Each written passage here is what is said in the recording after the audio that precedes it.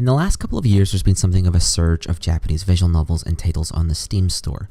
Now, as a genre, visual novels are not exactly popular here. For the most part, it's because they aren't really games, quote unquote, so much as just interactive stories. That's not to say there aren't any good ones, but the experience is pretty much just as good as if you'd read a manga or a light novel. In the age of Japanese media being thrust very much forcefully into the Western limelight on Steam, it's very easy for people to point and be snide. Unless you're already a fan of a series like I am with Fate, for example, then most visual novels are pretty trashy. In comes Tokyo Dark. It's not a visual novel, not really, and it's not quite a point-and-click puzzle game. It's got pointing and clicking in abundance, because that's the only controls, but neither are you forced to read page after page and paragraph after paragraph of story to get to the reason that the game is any good. It is a breath of fresh air for myself, a veteran of most popular visual novels on the market, and it will hold appeal to Western audiences looking for a budget interactive experience that oozes atmosphere. Tokyo Dark, set in the titular city of Tokyo, thrusts players into the role of police detective Ayami Ito. The game's opening moments already set the tone with a hallucination on the train, before Detective Ito snaps out of that to a phone call from her chief, explaining that her missing partner and boyfriend's phone have been turned on in an area of Shinjuku. A couple of conversations with the citizens of Shinjuku later, and some exploration of the small 2D back alley that is that area, and things are already becoming quite clear as to the game's mechanics. Ever the fan of the hard-drinking noir detective trope, I had already had Ayami take a drink at a bar to glean information from a cop-hating bartender. I had used my weapon to shoot off a padlock, and I had threatened an innocent citizen for something he had that I need. All of that was quite funny to me. I had wanted to see if it was possible to play the entire game as a 1980s police movie cliche. However, not long after my exploration of Shinjuku's upper levels, do I find myself in its sewers, staring at my partner who has a bag over his head, a knife to his throat, wielded by a red-haired girl from Ayami's past. In a flashback that you play through, the game goes on to explain Ayami had killed this girl in a hostage situation gone wrong several months prior, shot her dead. But the command hadn't been her own, it had been otherworldly. This was just the beginning of what turned out to be a deeply atmospheric noir horror story, as I struggled to maintain Ayami's stats, her sanity, professionalism, investigation, and neurosis levels, or spin numbers as the game called them.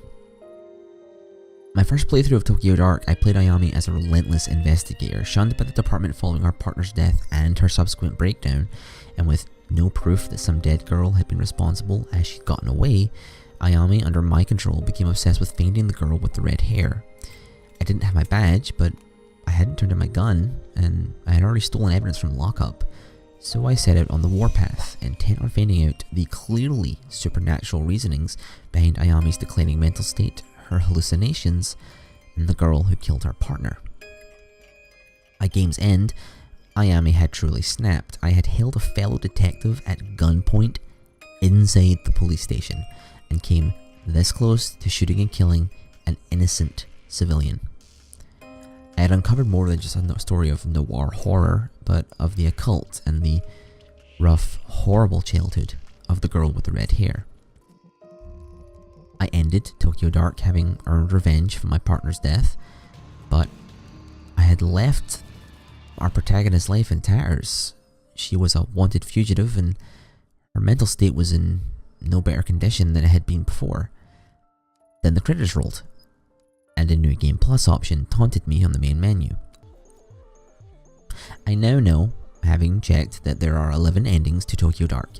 One is a sort of secret hard to get ending, and one is a pretty simple one in which you just take enough medication to kill yourself. But the other 9, I have only seen one of. That's my first playthrough. Some of the endings are positive, others are not so positive. Some are really depressing and quite dark.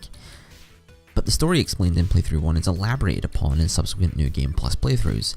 Ayami is subconsciously aware that she's reliving the story when you do that, and that leads to conversations that didn't occur on the first time.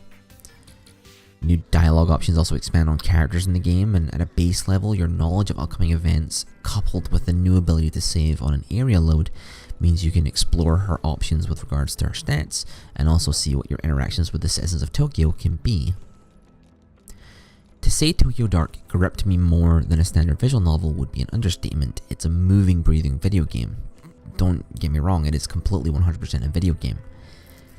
Perhaps one of less substance than some Western audiences would prefer, but at £12 it was a steal, and I already got my money's worth out of the game. A single playthrough took me 4 hours, but its short time was littered with good character moments and the odd animated cutscene, as well as various CG art moments that are more typical of the visual novel experience.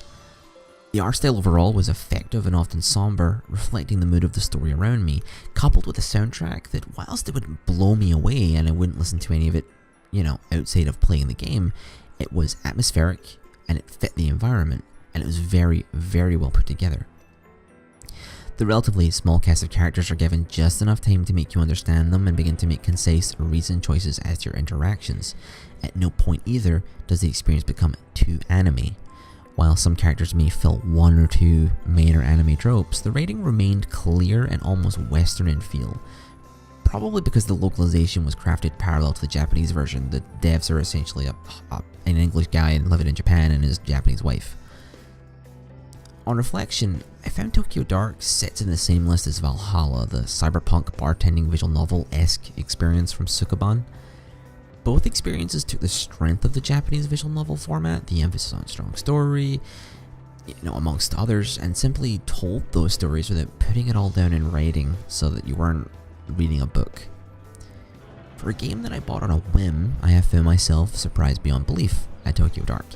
If nothing else, because in a world of AAA sequels and very, very poor early access titles and kinda lackluster indie experiences, it was a concise, completed, closed experience.